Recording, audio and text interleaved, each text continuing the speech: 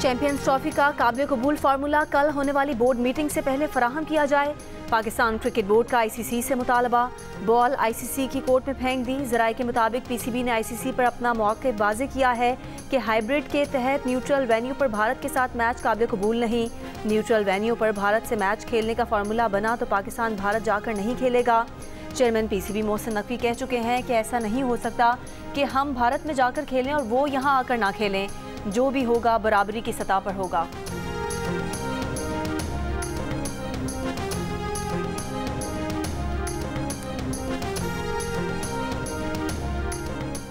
तीसरे one day international में पाकिस्तान का जिम्बाब्वे को जीत के लिए 304 रन का हदफ। कामरान गुलाम की शानदार सेंचुरी, 103 रन बनाए। कामरान गुलाम की इनिंग्स में 4 छक्के और 10 चौके शामिल। अब्दुल्ला शफीक की 50, कप्तान मोहम्मद रिजवान ने 37 और साइम अयूब ने 31 रन बनाए। जिम्बाब्वे की बैटिंग जारी, 2 विकेट के नुकसान पर 49 रन बना लिए। वनडे सीरीज 1-1 से बराबर है। सीरीज के तमाम मैचेस जियो सुपर से बराह रास्त नशर किए जा रहे हैं।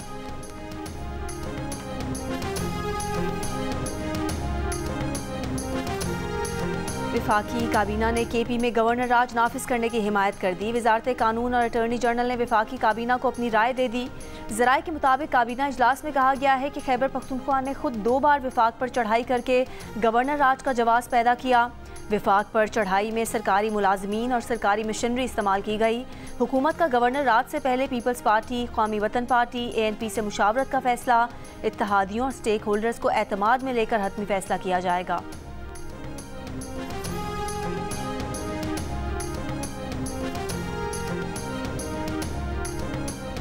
पाकिस्तान स्टॉक एक्सचेंज तारीखी बुलंदी पर कारोबार के दौरान 100 इंडेक्स 1 लाख पॉइंट से ऊपर चला गया। कारोबार के इख्तिताम पर 100 इंडेक्स 813 पॉइंट्स इजाफे के बाद 1,82,000 की सतह पर बंद। वज़ीर आज़म शहबाज शरीफ की कौम को मुबारकबाद। कहा, स्टॉक एक्सचेंज का 1 लाख पॉइंट से ऊपर जाना हुकूमती पॉलिसियों पर कारोबारी बिरादरी और सरमायाकारों के भरोसे का आकाश है। मुल्क को डिफ़ॉल्ट से बचाने के लिए अपनी सियासत की कुर्बानी रायगा नहीं गई। तरक्की और इस्तेहकाम के दुश्मन मुल्क को दोबारा डीरेल करने की नाकाम कोशिशें कर रहे हैं। मुल्क की तरक्की और खुशहाली के दुश्मनों को उनके मज़मूम मकासद में कामयाब नहीं होने देंगे।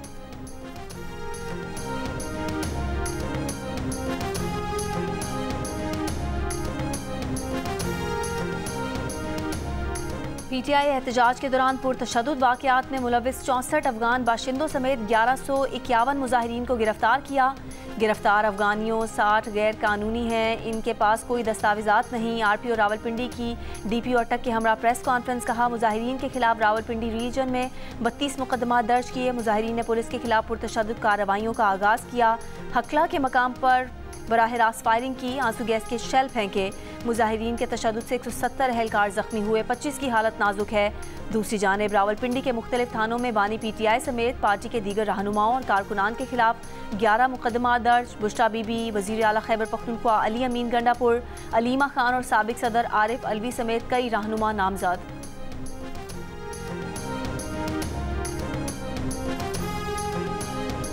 वज़ीर आला और बुशरा बीबी हेलीकॉप्टर के जरिए पेशावर पहुंच गए। वज़ीर आला अली अमीन गंडापुर और बुशरा बीबी इस्लामाबाद में एहतजाजी धरने से फरार होकर 26 नवंबर को मानसहरा गए थे।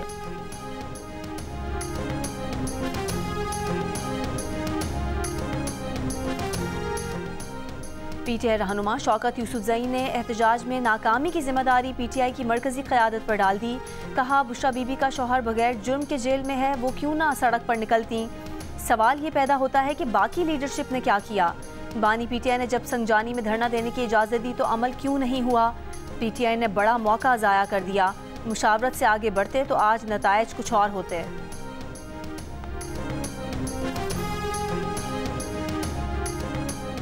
विफाकी वज़ीर एहसन इकबाल ने कहा है कि एहतजाज के नाम पर जो कुछ इस्लामाबाद में किया गया, कोई मुहज़्ज़िब मुआशरा उसको बर्दाश्त नहीं कर सकता। PTI दावा कर रही थी कि बानी PTI की रिहाई तक एहतजाज ख़त्म नहीं किया जाएगा।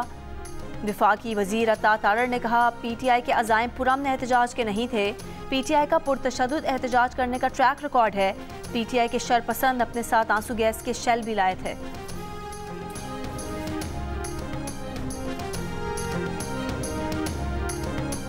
इस्लामाबाद हाई कोर्ट के हुक्म के बावजूद इस्लामाबाद में एहतजाज पर तौहीन अदालत केस। अदालत ने PTI को नोटिस जारी करके आइंदा हफ्ते जवाब तलब कर लिया। सेक्रेटरी दाखिला, chief commissioner, deputy commissioner, IG Islamabad को भी नोटिस, जवाब तलब। इस्लामाबाद की ताजिर तंजीम के सदर ने तौहीन अदालत की दरख्वास्त दायर की थी।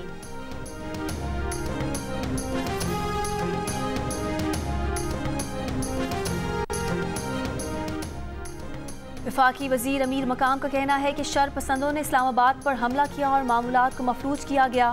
फाइनल कॉल मिस कॉल या रॉन्ग कॉल साबित हुई। PTI के एहतजाज की वजह से मईशत को नुकसान पहुंचा, आवाम को मुश्किलात का सामना करना पड़ा। कानून नाफिज करने वाले इदारों के अहलकार शहीद हुए।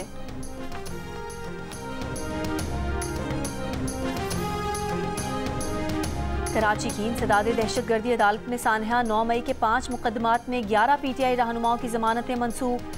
अदालत ने फिरदौस शमीम नकवी, खुरम शेर जमान और आलमगीर खान समेत दीगर मुल्जिमान के वारंट जारी कर दिए। हाजिरी से इस्तिस्ना की दरख्वास्त मुस्तरद। तमाम मुल्जिमान को गिरफ्तार करके पेश करने का हुक्म। और गवर्नर पंजाब सरदार सलीम हैदर का कहना है कि पंजाब हुकूमत और पुलिस की नाकामी की वजह से PTI वाले इस्लामाबाद पहुंचे।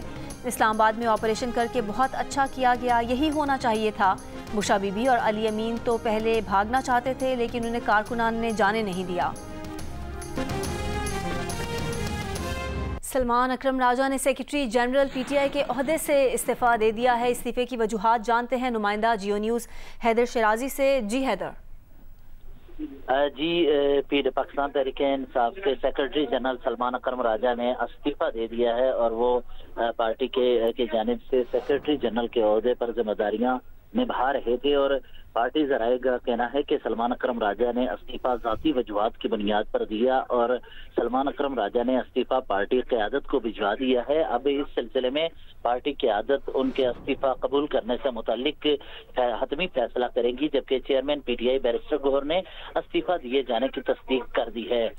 इससे कबल उमर अयूब जब सेक्रेटरी जनरल के ओहदे से मुस्ताफी हुए थे तो उनकी जगह पार्टी ने सलमान अकरम राजा को सेक्रेटरी जनरल नामजद किया था, जिसके बाद ये अपने जिम्मेदारियां निभा रहे थे। और अब सलमान अकरम राजा के इस्तीफे के बाद अगर पार्टी के आइन की बात कीजिए तो PTI के आइन के मुताबिक एडिशनल सेक्रेटरी जनरल फिरदौस शमीम नकवी इसकी जिम्मेदारियां संभालेंगे और वो अपने काम पार्टी के अमूर चलाएंगे। और इस सिलसिले में पार्टी आइन में ये कहा गया है कि ये पैनल बेस्ड इलेक्शन की बुनियाद पर इनके ओहदे की तयनाती होती है, जिस पर इनको नामजद किए जाने पर भी डिबेट हुई थी कि इससे कबल उमर अयूब को जब पार्टी ने इलेक्शन के बाद सेक्रेटरी जनरल मुंतखब किया था तो उनके इस्तीफे के बाद अब ये सलमान अकरम राजा को बनाया गया, तो अब सलमान अकरम राजा ने भी इस्तीफा दे दिया है। सलमान अकरम राजा ने इस्तीफा ज़ाती वजूहात पर दिया है। बहुत बहुत शुक्रिया हैदर तफसील देने के लिए।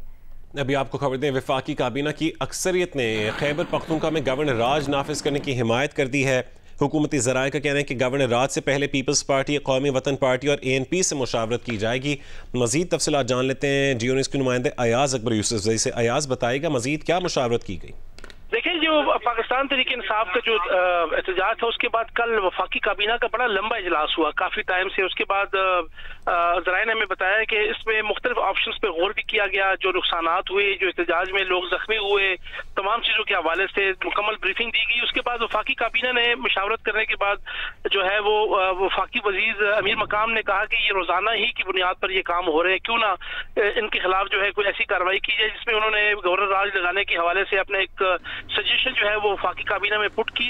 जैसे उन्होंने ये सजेशन दी अमीर मकाम ने, उसके बाद तमाम वफाकी काबीना के जो अक्सरियत थे उन्होंने उनकी हिमायत की। उन्होंने कहा बिल्कुल ये आए रोज यही मामला होता है, वो वफाक पे चढ़ाई करते हैं, लिहाजा हम भी ये रिक्वेस्ट करते हैं वफाकी काबीना के दीगर मेंबरान से भी, वज़ीर आज़म से भी इस ऑप्शन पे गौर किया जाए। जिस पर फिर मुत्तफ़िक़ा तौर पर यह फैसला हुआ कि गवर्नर राज के हवाले से पीपल्स पार्टी, कौमी वतन पार्टी जो खैबर पख्तूनख्वा में उनका अपना एक मकाम है, ANP से मुशावरत करें। और इसके साथ साथ वजारत कानून अटॉर्नी जनरल ने वफाकी काबीना को अपने राय से भी जो है उनको आगाह किया और साथ साथ इसकी कानूनी पहलुओं से भी उनको ब्रीफिंग दी। और ये भी कहा गया कि सरकारी मुलाजमीन और मशीनरी जो है वो हर दफा वफाक के खिलाफ इस्तेमाल होती है। और साथ साथ उन्होंने कहा कि अब सियासी इत्तेहादियों और दीगर स्टेक होल्डर्स को इत्तेमाद में लेकर गवर्नर राज से मुतल्लिक हतमी फैसला किया जाएगा। इसमें कोई फैसला नहीं हुआ। बहुत शुक्रिया अयाज अपडेट करने के लिए।